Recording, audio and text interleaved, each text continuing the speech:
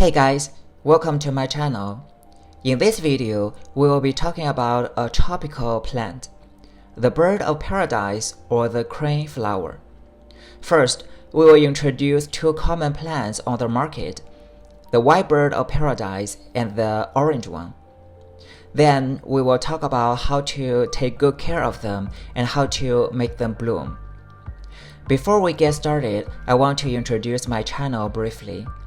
This channel is dedicated to introduce various kinds of plants and show you how to do some handcrafts, including dried flowers, nylon stocking flowers, and resin art. If you are new here and you are into plants and crafts, please don't hesitate to subscribe.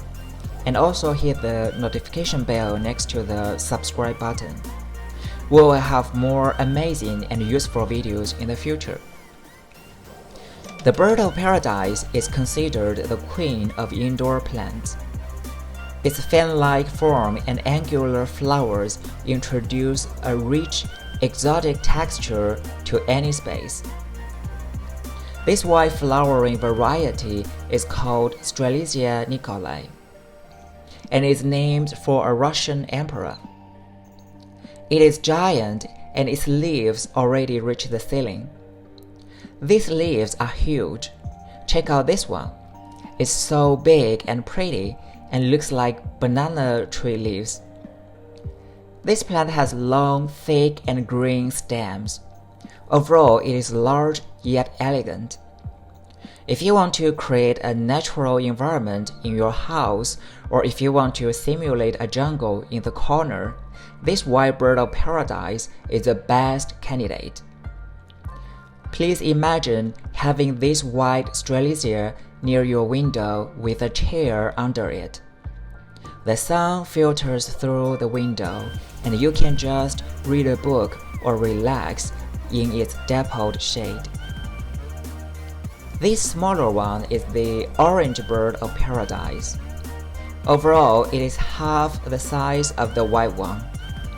Its leaves are narrow and long, much smaller than those of the white bird, and in less of an orderly pattern.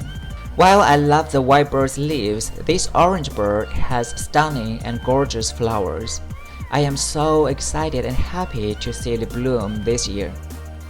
The scientific name of the orange flowering variety is Strelitzia reginae. Strelitzia refers to the Duchy of Mecklenburg-Strelitz in Germany, and reginae is derived from the Latin word for queen. The plant was named for Queen Charlotte of the United Kingdom, who originally came from this duchy. This queen was an amateur botanist who played a role in expanding the renowned Royal Botanic Gardens in Kew. This is now one of the most famous gardens in the world. The plant is native to South Africa and is pollinated by some birds. Now let's talk about how to take good care of a bird of paradise and how to make them bloom. These plants require medium sunlight. Bright, direct light is optimal. In summer, we can put them outside. In winter, when the temperature is low, we have to move them inside. A south-facing window with lots of sunlight is a perfect spot for them. If they are away from the sunlight, they will grow towards and try to reach more light. In that situation, your plant will tilt and will probably fall over as they become huge and unbalanced. You can get an artificial grow light if your place is kind of dark. The bird of paradise has a fleshy root system. Because of this fleshy texture, water accumulated in the pot could cause root rot and damage the plant.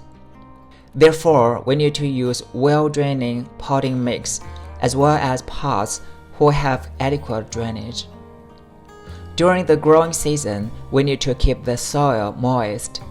In winter, however, when the growth slows down, we don't water the plant until the soil is dry. It's really hard to tell if the potting mix is dry or not. The surface can be very dry, however, deep inside the pot, it can still be wet. Here, let me show you a very useful trick. We can use a wooden chopstick. We gently insert the chopstick into the soil and try not to hurt the root. I usually pick a spot near the edge of the pot where there are few roots. Then, we take out the chopstick. Use your finger to touch the chopstick and feel whether it is wet or not. If it is dry, that means we need to water the plant. If it is wet, the plant is okay and we don't need to water it. I use this method to check all of my plants except the orchids, because orchids are growing in a mixture of bark and other big chunks of materials. It's really hard to use chopstick on orchids. Birds of paradise are native to South Africa. They like warm weather and a humid environment. They thrive in temperatures of 65 degrees and up. That is 18 to 30 Celsius. They can only be planted outdoors in tropical and subtropical climates.